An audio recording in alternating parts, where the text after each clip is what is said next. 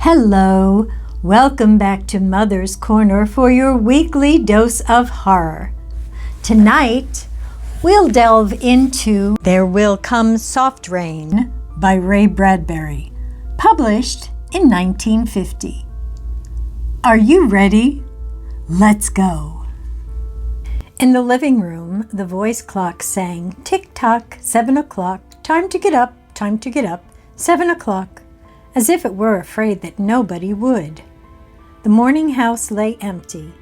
The clock ticked on, repeating and repeating its sounds into the emptiness. 7-9, breakfast time, 7-9. In the kitchen, the breakfast stove gave a hissing sigh and ejected from its warm interior 8 pieces of perfectly browned toast, 8 eggs sunny side up, 16 slices of bacon, 2 coffees, and 2 cool glasses of milk. Today is August 4th, 2026, said a second voice from the kitchen ceiling, in the city of Allendale, California. It repeated the date 3 times for memory's sake. Today is Mr. Featherstone's birthday. Today is the anniversary of Toleda's marriage. Insurance is payable, as are the water, gas, and light bills. Somewhere in the walls, relays clicked, memory tapes glided under electric eyes. 8-1, tick-tock, 8-1 o'clock, off to school, off to work, run, 8-1. But no doors slammed. No carpets took the soft tread of rubber heels. It was raining outside. The weather box on the front door sang quietly, "Rain, rain, go away, rubber's raincoats for today." And the rain tapped on the empty house, echoing. Outside, the garage chimed and lifted its doors to reveal the waiting car.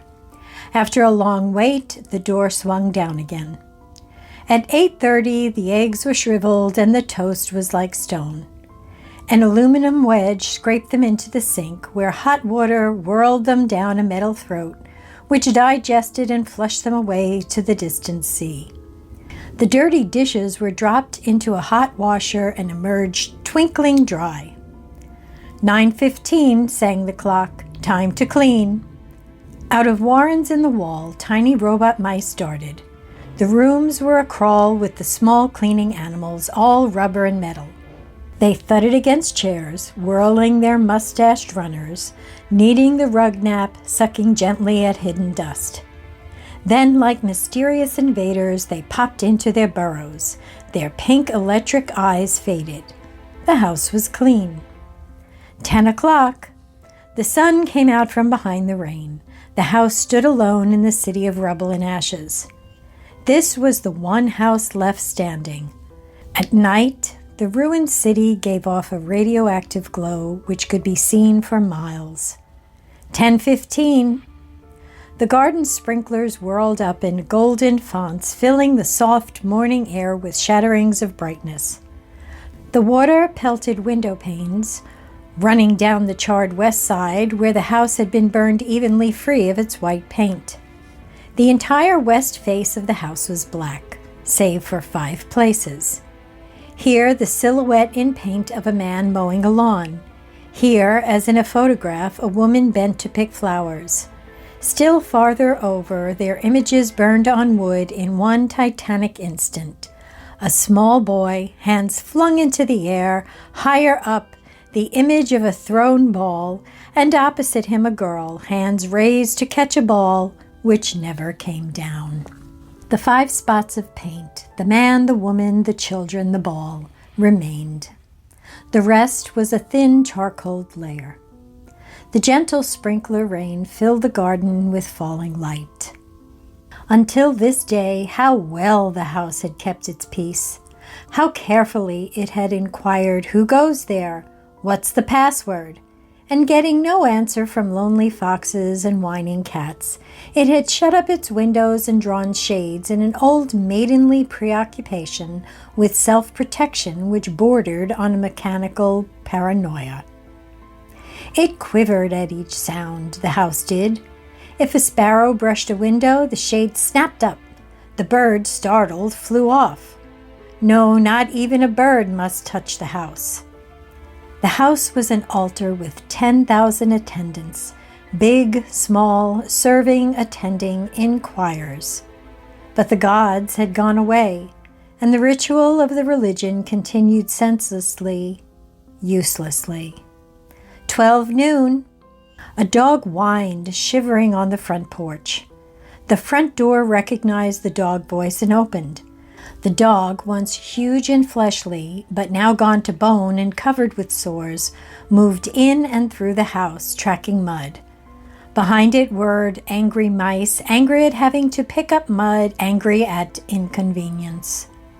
For not a leaf fragment blew under the door, but what the wall panels flipped open and the copper scrap rats flashed swiftly out. The offending dust, hair, or paper, sized in miniature steel jaws, was raced back to the burrows. There, down tubes which fed into the cellar, it was dropped into the sighing vent of an incinerator which sat like evil Baal in a dark corner. The dog ran upstairs, hysterically yelping to each door, at last realizing, as the house realized, that only silence was here. It sniffed the air and scratched the kitchen door. Behind the door, the stove was making pancakes which filled the house with a rich baked odor and the scent of maple syrup.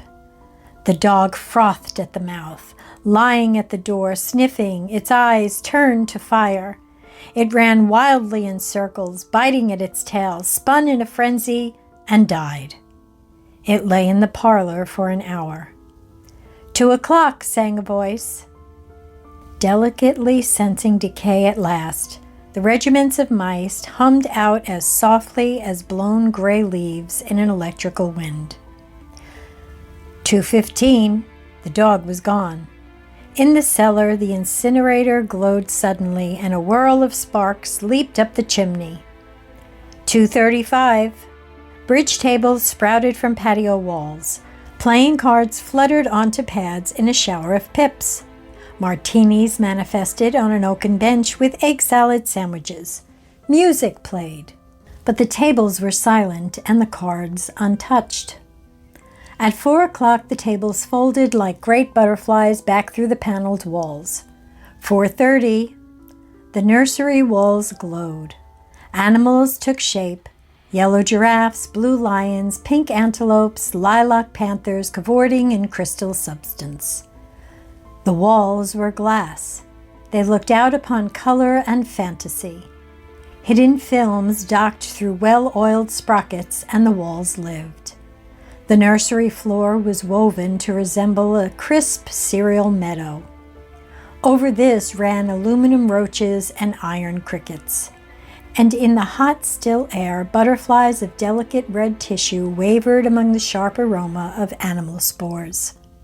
There was the sound of a great matted yellow hive of bees within a dark bellows, the lazy bumble of a purring lion, and there was the patter of okapi feet and the murmur of fresh jungle rain, like other hooves falling upon the summer-starched grass. Now the walls dissolved into distance of parched weed, mile on mile, and warm, endless sky. The animals drew away into thorn breaks and water holes. It was the children's hour. 5 o'clock, the bath filled with clear hot water. 6, 7, 8 o'clock, the dinner dishes manipulated like magic tricks, and in the study a click. In the metal stand opposite the hearth, where a fire now blazed up warmly, a cigar popped out, half an inch of soft gray ash on it, smoking, waiting. 9 o'clock, the beds warmed their hidden circuits, for nights were cool here. 9:05, a voice spoke from the study ceiling. "Mrs. McClellan, which poem would you like this evening?" The house was silent. The voice said at last, "Since you express no preference, I shall select a poem at random." Quiet music rose to back the voice. "Sara Teasdale, as I recall, your favorite."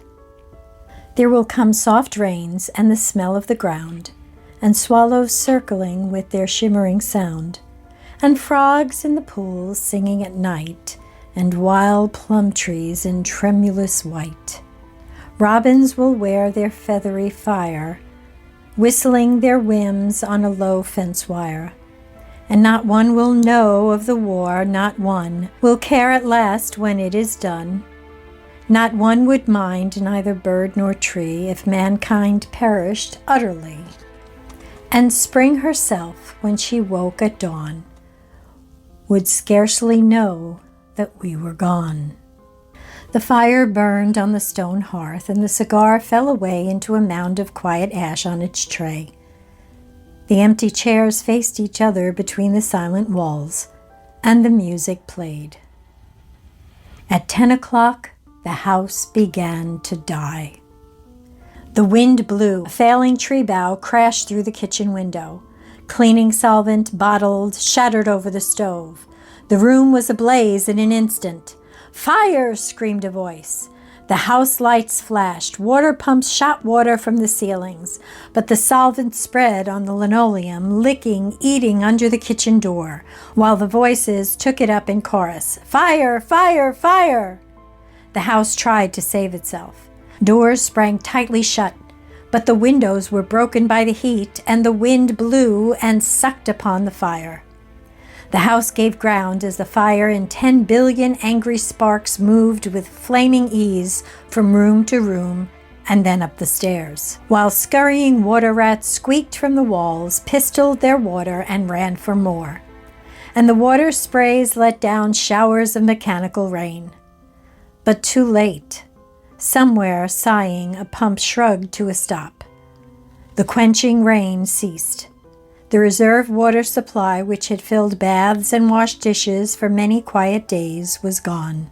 The fire crackled up the stairs. It fed upon Picassos and Matisses in the upper halls like delicacies, baking off the oily flesh, tenderly crisping the canvases into black shavings. Now the fire lay in beds, stood in windows, changed the colors of drapes. And then reinforcements. From attic trapdoors, blind robot faces peered down with faucet mouths gushing green chemical. The fire backed off, as even an elephant must at the sight of a dead snake. Now there were 20 snakes whipping over the floor, killing the fire with a clear, cold venom of green froth. But the fire was clever. It had sent flames outside the house, up through the attic to the pumps there. An explosion. The attic brain which directed the pumps was shattered into bronze shrapnel on the beams. The fire rushed back into every closet and felt of the clothes hung there. The house shuddered, oak bone on bone, its bared skeleton cringing from the heat. Its wire, its nerves revealed as if a surgeon had torn the skin off to let the red veins and capillaries quiver in the scalded air. "Help! Help! Fire! Run! Run!" Heat snapped mirrors like the brittle winter ice. And the voices wailed, "Fire! Fire! Run! Run!" like a tragic nursery rhyme. A dozen voices, high, low, like children dying in a forest. "Alone! Alone!" And the voices fading as the wires popped their sheathings like hot chestnuts. 1, 2, 3, 4, 5 voices died. In the nursery, the jungle burned. Blue lions roared, purple giraffes bounded off. The panthers ran in circles, changing color, and 10 million animals running before the fire vanished off toward a distant steaming river. 10 more voices died. In the last instant under the fire avalanche, other choruses, oblivious, could be heard announcing the time, playing music, cutting the lawn by remote control mower, or setting an umbrella frantically out and in the slamming and opening front door. 1,000 things happening, like a clock shop when each clock strikes the hour insanely before or after the other. A scene of maniac confusion, yet unity, singing, screaming, a few last cleaning mice darting bravely out to carry the horrid ashes away. And one voice, with sublime disregard for the situation, read poetry aloud in the fiery study, until all the film spools burned, until all the wires withered and the circuits cracked. The fire burst the house and let it slam flat down, puffing out skirts of spark and smoke. In the kitchen, an instant before the rain of fire and timber, the stove could be seen making breakfasts at a psychopathic rate: 10 dozen eggs, 6 loaves of toast, 20 dozen bacon strips, which, eaten by fire, started the stove working again, hysterically hissing. The crash, the attic smashing into kitchen and parlor, the parlor into cellar, cellar into subcellar. Deep freeze, armchair, film tapes, circuits, beds, and all like skeletons thrown in a cluttered mound deep under. Smoke and silence, a great quantity of smoke. Dawn showed faintly in the east. Among the ruins, one wall stood alone. Within the wall, a last voice said, over and over again and again, even as the sun rose to shine upon the heaped rubble and steam. Today is August 5th, 2026. Today is August 5th, 2026. Today is... Well, that certainly makes it seem as though humans are rather insignificant. Let me know what you think in the comments. Until next time, have a wonderful night.